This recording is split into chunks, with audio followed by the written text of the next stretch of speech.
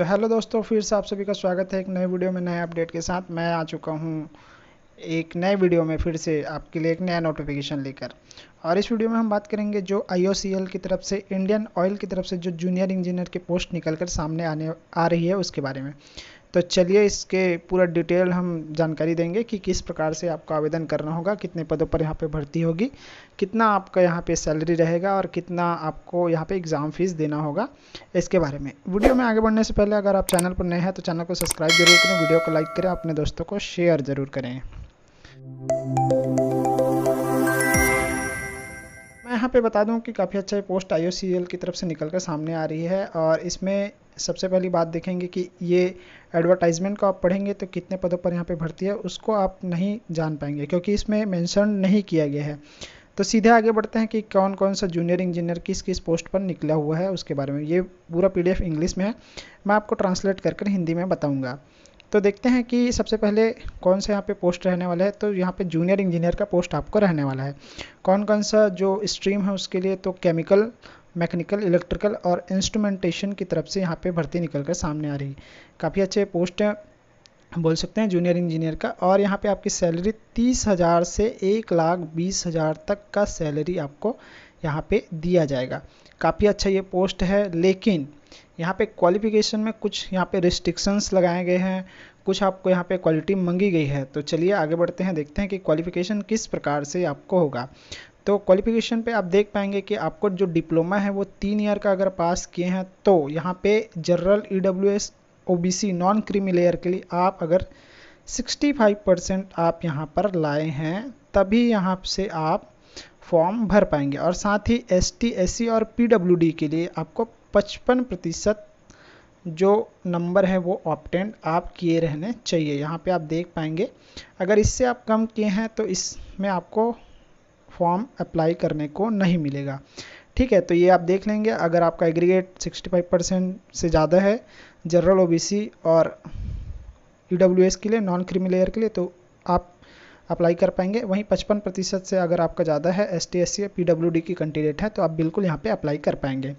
फिर आगे बढ़ते हैं कि किस किस स्ट्रीम में आप कौन कौन से सर्टिफिकेट के लिए कर पाएंगे। जैसे केमिकल के लिए आप केमिकल इंजीनियरिंग, केमिकल टेक्नोलॉजी, ये सब अगर आप इस स्ट्रीम से आप डिप्लोमा किए हैं तो कर पाएंगे। ये पेट्रोल रसायन वगैरह के लिए आपको यहाँ पे देखने को मिल सकता है। फिर आप देखेंगे कि इलेक्ट्रिकल की तरफ से और मैकेनिकल की तरफ से यहाँ पे भी पोस्ट निकला हुआ है। तो इलेक्ट्रिकल में इलेक्ट्रिकल का अप्लाई कर पाएंगे, इलेक्ट्रॉनिक्स का आप अप्लाई कर पाएंगे अगर आप किए हैं तो। इलेक्ट्रिकल पावर सिस्टम में आप डिप्लोमा किए हैं तो अप्लाई कर पाएंगे। इलेक्ट्रिकल इंजीनियरिंग में इंडस्ट्रियल कंट्रोल में आप अगर यहाँ पे आप डिप्लोमा किए हैं तो अप्लाई आप कर पाएंगे, इसका आप देख सकते हैं। फिर इंस्ट्रूमेंटेशन में भी कुछ इस प्रकार का स्ट्रीम आपको देखने को मिलेगा। ठीक है, बात करें आगे, इंस्ट्रूमेंटेशन में इस प्रकार का है।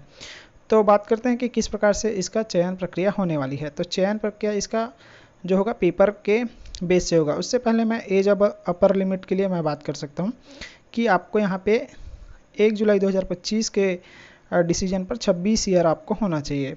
उससे अगर ज़्यादा होता है तो यहाँ पे आप अप्लाई नहीं कर पाएंगे। एज रिलैक्सेशन आपको देखने को मिलेगा, जैसे नॉन PWD और PWD के लिए, ST, SC, OBC के लिए यहाँ पे जो छूट मिलती है उस पर आप अप्लाई कर पाएंगे। फिर यहाँ पे कुछ इंपॉर्टेंट्स डेट यहाँ पे दी गई है। यहाँ पे स्टार्ट ऑनलाइन एप्लीकेशन 12/9/2025 को यहाँ पे दी गई है। साथ ही डेट ऑफ ऑनलाइन एप्लीकेशन यहाँ पे दिए गए हैं कि 28/9/2025 तक यहाँ पे आप आवेदन कर पाएंगे।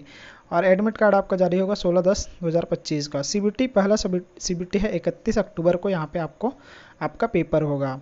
ठीक है, ये इंपॉर्टेंट डेट है, इसके बारे में एक बार ये और आप अच्छे से देख लें। फिर साथ ही देखते हैं कि IOCL के इसके लिए आप रेगुलेशन, मतलब रेगुलरली आप यहाँ पे देख पाएंगे। रिजर्वेशन आपको आपके कैटेगरी के हिसाब से मिलेगी। और सीधे हम यहाँ पे इस वीडियो में कुछ मतलब इम्पोर्टेंट टॉपिक्स पे हम बात करेंगे। तो सीधे मैं बात करता हूँ तो बताता हूँ कि यहाँ पे आपको कितने यहाँ पे सैलरी की बातें तो हो चुकी है। फिर मैं बताऊँगा कि आपको यहाँ पे कैसे फॉर्म भरना होगा, किस प्रकार से आपको यहाँ पे क्वालिफ़िकेशन, तो एक बारी फिर से मैं आपको बता दूँ कि 3 ईयर डिप्लोमा का क्वालिफ़िकेशन आपको चाहिए। और उसके बाद मैं बात करता हूँ कि आपको यहाँ पे कितने रुपये एप्लीकेशन फ़ीस देना होगा। तो फॉर ऑल कैंडिडेट के लिए यहाँ पे 400 रुपये का रखा गया है, लेकिन ST, SC और PWD के लिए यहाँ पे किसी भी प्रकार का यहाँ पे एप्लीकेशन फ़ीस नहीं रखा गया है। अब सीधे चलते हैं कि किस प्रकार से सिलेक्शन प्रोसेस होने वाली है। जैसे यहाँ पे बेंचमार्क के लिए अभी यहाँ पे अपलोड जो है उसके लिए पोस्ट निकाला गया है, तो मैं सीधे बात करता हूँ कि किस प्रकार से आपके यहाँ पे सिलेक्शन प्रोसेस होने वाली है। तो सिलेक्शन प्रोसेस यहाँ पे 3 आधार पर होने वाला है। पहला कंप्यूटर बेस्ड CBT, और दूसरा ग्रुप डिस्कशन और ग्रुप टास्क, और तीसरा पर्सनल इंटरव्यू यहाँ पे होने वाला है। तो सबसे पहले कि CBT होगा, उसमें आप देख पाएंगे कि किस प्रकार से आपको यहाँ पे एग्ज़ाम देने का होगा। तो सबसे पहले जो रहेगा 2 पार्ट पे आपका एग्ज़ाम होगा। पहले पार्ट पे आप देख सकेंगे कि यहाँ पे डोमेन नॉलेज, मतलब आप जो नॉलेज आपके पास है, मतलब जिस स्ट्रीम से आप यहाँ पे डिप्लोमा किए हैं उसका 50% अंक आपको देखने को मिलेगा। साथ ही यहाँ पे जनरल एप्टीट्यूड का देखने को मिलेगा, उसका 50% रहेगा। तो यहाँ पे लॉजिकल रीजनिंग, क्वांटिट्यूड, एप्टीट्यूड का यहाँ पे देखने को मिल सकता है। फिर वेरिएबल एबिलिटी इंग्लिश लैंग्वेज का आपको 15 नंबर का यहाँ पे एग्ज़ाम देखने को मिलेगा। और इस प्रकार से इसके बाद अगर आप यहाँ पे अपीयर हो जाते हैं तो नेक्स्ट आप यहाँ पे पहुँचेंगे नेक्स्ट स्टेज पर। तो नेक्स्ट स्टेज क्या रहेगा उसके बारे में बताने से पहले मैं यहाँ पे आपको बताता हूँ कि कौन कौन से सिटी पर यहाँ होगा। तो अपना सिटी देख लेंगे कि आप यहाँ पे किस सिटी पर फॉर्म भरेंगे। उसके लिए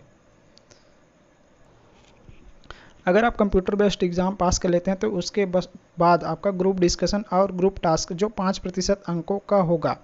तो यहाँ पे मिनिमम मतलब 5% अंक, जैसे 10 नंबर है तो वो 5% अंक, या 5 नंबर है तो उसके लिए यहाँ पे आपको 40% अंक प्राप्त करना होगा। मतलब ग्रुप डिस्कशन में अगर 5 नंबर है तो 3 नंबर आपको लाना ही लाना है।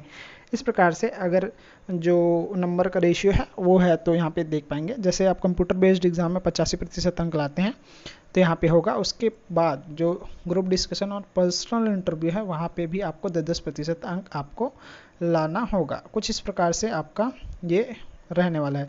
बाकी इस PDF में बस यही सब चीज़ें इम्पोर्टेंट है।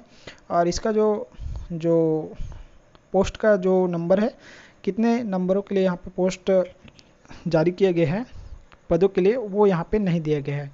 बाकी इस वीडियो में इंपॉर्टेंट टॉपिक कवर हो चुके हैं, और एप्लीकेशन फीस, यहाँ पे कैंडिडेट का क्या क्वालिफिकेशन रहना चाहिए, ये सब चीज़।